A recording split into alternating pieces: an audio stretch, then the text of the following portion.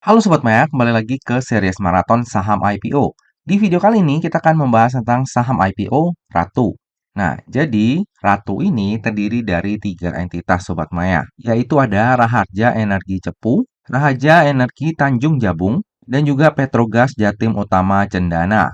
Nah, saat ini Ratu ini bergeraknya itu dalam aktivitas perusahaan holding. Dan secara grup, Ratu ini memiliki dua blok eksploitasi minyak dan gas, baik secara langsung maupun tidak langsung, yaitu blok Jabung sebesar 8% dan blok Cepu sebesar 2,24%. Jadi sebenarnya Ratu ini udah berdiri dari tahun 2006 Sobat Maya, tapi baru tahun 2018 diakuisisi oleh Raja dan akhirnya berganti nama menjadi Raharja Energi Cepu dan sekarang mau TBK dengan kode tiketnya Ratu. Nah, jadi di awal kita udah tahu ada secara grup ya, ada tiga entitas. Salah satunya adalah Ratu sendiri, lalu ada perusahaan asosiasi PJUC yang tadi kita udah singgung juga. Jadi kepemilikan Ratu di PJUC ini sebesar 49%, lalu PT Petrogas Jatim Utama itu sebesar 51%. Makanya ini menjadi perusahaan asosiasi. Lalu untuk perusahaan anak, ini didirikan di tahun 2022 dengan kepemilikannya itu sebesar 99% dan RTEJ ini bergerak dalam aktivitas pertambangan gas alam dan pertambangan minyak bumi. Lalu ini adalah laporan laba rugi dari Ratu. Kalau di tahun 2021 dan 2022 ini belum ada pendapatannya karena pendapatannya tadi ya di entitas asosiasi ya Sobat Maya. Baru di tahun 2023 ini ada pendapatan dari perusahaan anak. Dan bisa kita lihat di sini dari tahun 2022 ke tahun 2023 harusnya ini pendapatannya meningkat ya Sobat Maya. Dan dari sisi laba bersih ini juga meningkat ya dari waktu ke waktu. Dan kalau misalnya kita lihat di periode yang sama, 2023 nih ya, per 30 Juni, harusnya di tahun 2024, laba bersih dari Ratu ini jauh lebih besar daripada dua kalinya 7,4 juta dolar ini. Karena di tahun 2023, ini dalam satu semester terakhir ya Sobat Maya, atau dua kuartal terakhir, itu peningkatannya 4 kali lipat dari laba bersih. Jadi kalau misalnya ini dikali 4, sekitar 28 juta dolar ya Sobat Maya. Cuma karena nantinya kita setahunkan, itu kurang lebih kita hitung di 14 juta dolar. Jadi dari sisi kinerja, Ratu ini lumayan oke ya.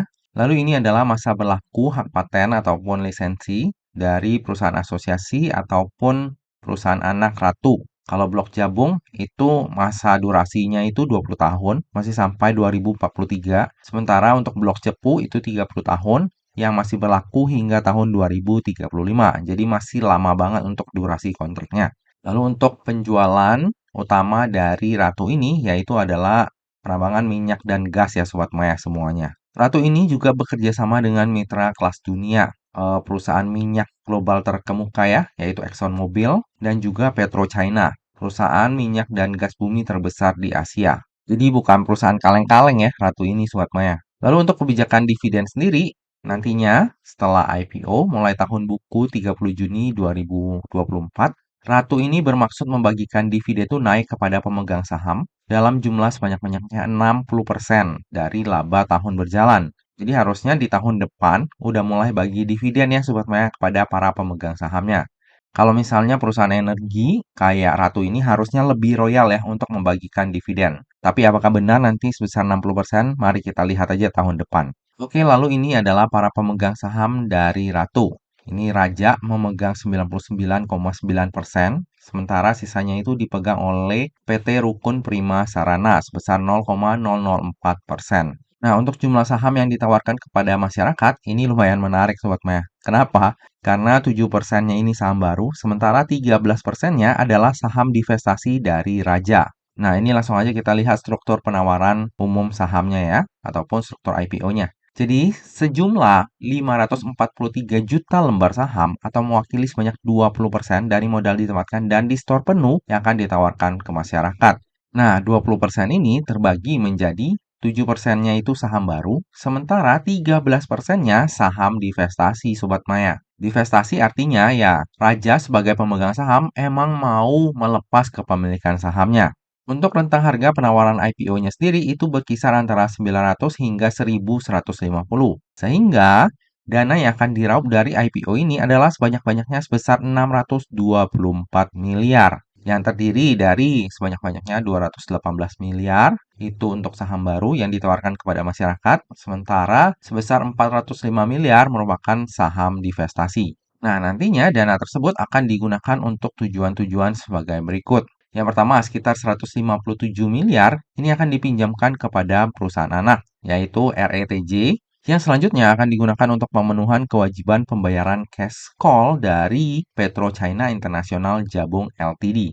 Lalu tujuan yang kedua, sekitar 34,9 miliar itu akan dipinjamkan kepada perusahaan asosiasi, yaitu PJUC, yang akan digunakan untuk mendukung kegiatan operasional melalui pemenuhan kewajiban pembayaran cash call dari ExxonMobil Cepu Ltd. Lalu sisanya ini akan digunakan untuk modal kerja. Nah, untuk tujuan penggunaan dana IPO-nya sendiri, ini kan sebenarnya yang dipakai itu 7% yang tadi ya, Sobat Maya, ya sekitar 200 miliaran. Dan itu mostly dipergunakan untuk pinjaman kepada perusahaan asosiasi dan juga entitas anak, yang nantinya untuk pembayaran cash call lagi.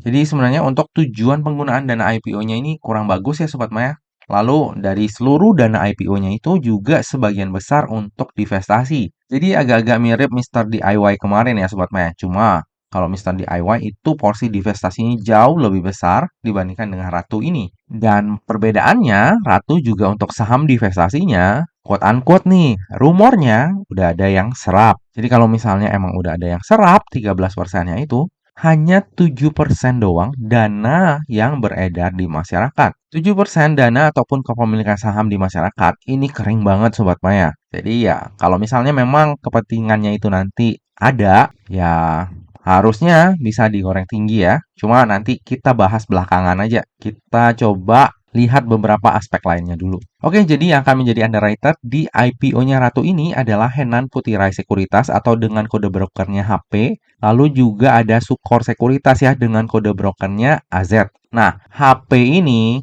ibaratnya itu quality over quantity, Sobat Maya. Sobat Maya bisa lihat di sini tahun 2023 cuma mengawal satu saham IPO, yaitu Cuan, dan berhasil 6 kali arah. Di 2024, baru satu kali mengawal saham IPO, yaitu Daas, yang ini berhasil 7 kali arah. Jadi di 2025 akan mengawal Ratu, apakah akan menjadi 8 kali arahnya? Soalnya ini 6, 7, selanjutnya berapa nih? Apa balik ke 5 atau malah nggak arah? Tapi harapannya sih ya 6, 7, 8 ya Sobat Maya ya. Jadi untuk track record HP ini bagus banget Sobat Maya. Nah, sementara AZ di tahun 2023 ini banyak mengawal saham IPO Sobat Maya. Yang semuanya itu nggak ada yang tutup di zona merah satu kali pun. Cuma di tahun 2024 belum ada mengawal satupun saham IPO ya Sobat Maya. Jadi 2023-nya banyak, sementara 2024-nya satu pun nggak ada. Cuma secara track record, untuk AZ ini juga oke ya Sobat Maya. Nah, gimanakah sepak terjang HP dan juga AZ di IPO-nya Ratu? Semoga aja sama bagusnya dengan IPO-IPO sebelumnya ya. Lalu ini adalah laporan keuangan dari Ratu. Kalau misalnya kita lihat dari sisi aset, ya ini meningkat ya dari waktu ke waktu. Cuma di 30 Juni ini ada penurunan aset. Sementara untuk dari sisi liabilitas ini cenderung meningkat juga dari waktu ke waktu. Dan dari sisi ekuitas ini juga cenderung meningkat. Cuma per 30 Juni 2024-nya ini lumayan turun ya untuk ekuitasnya karena adanya pembagian dividen Sobat Maya kepada pemegang sahamnya. Makanya ekuitasnya turun lumayan ya di tahun 2024. Cuma dari sisi laporan keuangan menurut saya masih sehat ya untuk Ratu ini. Nah, bagi Sobat Maya yang concern terhadap daftar efek syariah, jika kita lihat dari sisi rasio hutang dan juga sektor usahanya, maka Ratu ini akan masuk ke dalam daftar efek syariah. Lalu berikut ini adalah valuasi dari Ratu di rentang harga IPO-nya yaitu 900 hingga 1950. Nah, jadi jika Ratu ini listing di harga terendahnya yaitu di harga 900, maka PI-nya itu akan berada di 10,27 kali dengan PBV 4,84 kali dan market cap sebesar 2,4 triliun. Sementara jika Ratu ini listing di harga tertingginya yaitu di harga 1150, maka PI-nya itu akan berada di 13,12 kali, PBV-nya di 5,65 kali, dan market cap-nya di 3,1 triliun. Secara market cap dan juga PI, Ratu ini masih tergolong murah ya Sobat Maya. Dan jangan lupakan, ini earning-nya itu kita setahunkan Sobat Maya. Padahal kalau misalnya kita lihat per 30 Juni 2023 ke full year 2023 itu peningkatannya 4 kali lipat untuk laba bersihnya. Jadi kalau misalnya di tahun 2024 ini Ratu juga earning-nya di semester terakhir itu 4 kali lipat, maka PE-nya akan jadi jauh lebih murah dari angka ini ya Sobat Maya. Jadi secara PE ini murah Sobat Maya. Cuma dari sisi PBV, ya ini agak cenderung mahal ya untuk Ratu ini. Cuma kalau kita lihat dari PE dan market cap, ya masih oke banget, masih cenderung murah. Oke, dari tadi udah banyak hal yang kita bahas, sekarang tiba juga kita ke bagian kesimpulan. Kesimpulan yang pertama, menurut saya pribadi, dari sisi bisnis ya, Ratu ini masih cukup menarik. Pendapatan dan laba usahanya itu masih bertumbuh dari tahun ke tahun dan masih ada potensi kinerjanya meningkat di masa mendatang. Kontraknya juga masih lumayan lama ya, kontrak kerjanya, dan Ratu ini juga bekerja sama dengan partner yang udah mumpuni di bidangnya seperti ExxonMobil dan juga PetroChina. Kesimpulan yang kedua, valuasi dari Ratu ini tergolong murah ya dari sisi PER dan market cap-nya, namun cenderung mahal dari sisi PBV. Lalu untuk tujuan penggunaan dan IPO-nya mostly divestasi yang biasanya kurang disukai ya oleh para investor. Sementara sisanya itu untuk pinjaman ke entitas anak dan entitas asosiasi yang juga untuk pembayaran cash call. Kesimpulan yang ketiga, underwriter dari IPO-nya Ratu adalah HP dan juga AZ. Nah, track record kedua underwriter ini bagus ya Sobat Maya. Terlebih HP yang baru-baru ini mengawal DAS dan berhasil 7 kali arah. Apakah Ratu ini nantinya akan arah berjilid-jilid seperti DAS? Ya itu harapan saya juga sih. Dan semoga AZ-nya nanti bisa mengimbangi ya. Lalu kesimpulan yang terakhir, saya sendiri akan memanfaatkan momentum IPO ini untuk mendulang cuan. Jadi walaupun ada divestasi di IPO-nya Ratu ini, cuma dari sisi lain seperti bisnis, lalu valuasi, lalu underwriter-nya menurut saya bagus semua. Dan kayaknya nggak ada alasannya untuk skip. Apalagi rumornya saham divestasi dari Ratu ini udah ada yang serap Sobat Maya. Dan yang serap ini orang gede juga. Jadi kalau misalnya benar, ya nantinya nggak heran kalau misalnya Ratu ini bisa arah berjilid-jilid. Tapi selalu ingat ya Sobat Maya, reminder juga nih buat saya dan Sobat Maya semuanya. Yang namanya saham, terlebih saham IPO, itu nggak pernah luput ya dari yang namanya resiko. Jadi bagi Sobat Maya yang mau melakukan order saham IPO Ratu, pastikan Sobat Maya melakukan order sesuai dengan resiko yang siap untuk Sobat Maya tanggung ya.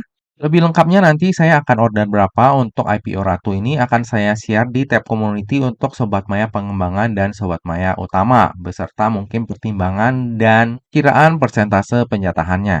Nah Sobat Maya, demikianlah video review saham IPO Ratu. Semoga aja video ini dapat bermanfaat bagi Sobat Maya semuanya dan dapat menjadi bahan pertimbangan nih. Apakah nantinya Sobat Maya mau membeli saham IPO Ratu atau enggak? Nah, Sobat Maya, akhir kata jangan lupa untuk selalu jaga kesehatan, jangan lupa untuk selalu bahagia, dan semoga perjalanan investasi kita selalu cuan bareng-bareng ya. Sampai jumpa di video review saham IPO selanjutnya. Dah.